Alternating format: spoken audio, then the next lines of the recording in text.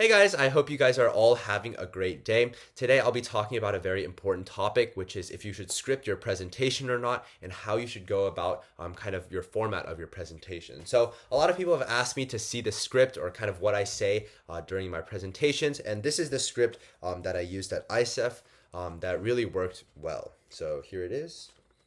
As you can see, it's blank, and that's because I don't really believe in scripting things. And even though if you script things, you can kind of drill it over and over, the reality is how you practice the night before is not going to be how you present the next day, right?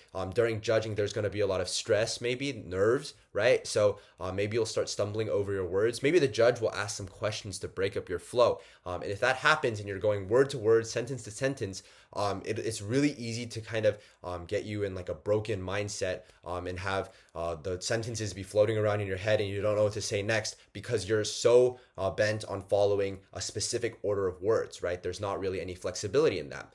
And so what I recommend is going through your presentation and looking at each section, like the introduction, materials, methods, results, conclusion, that kind of stuff, and then making a list of what's really important in that section. And make sure to use the video that I made a few days back about that. And how that will help is every single time that you get to a section, you know what you have to say, right? You have certain sentences, just think about what you need to say, and then the order can be swapped, right? There's a lot of flexibility to it. If you forget a sentence, I mean, that's okay, as long as you're communicating everything that needs to be communicated and your presentation makes logical sense, everything is fine, right? So if a judge asks you a question, say when you're in your introduction, right, it's really easy to get on topic and say, oh, I haven't talked about that yet. I can start off from here and then keep going, right? And if the judge also asks a question that's non-related, right? How do you get it back on track? Well, you have each section, right? Just start talking about another section and start talking about it that way. It's much easier than if you have like a hard script. After a judge asks you a question, you have no idea where to begin again, right? So that's kind of what I do, right? And I think it's worked to a great effect. And it also helps you treat it more like a conversation, right? If the judge wanted to listen to some scripted thing, they would have just read your research paper. I'm going to be honest with you. So it's better to take this approach to make it seem more like a casual conversation. So it makes the judge seem more welcome. It makes the judge seem or it makes the judge feel like they're part of the conversation, and in return it makes them more awake, more alert, and they're more likely to remember things and also understand things from your presentation. So that's kind of what I recommend in terms of scripting.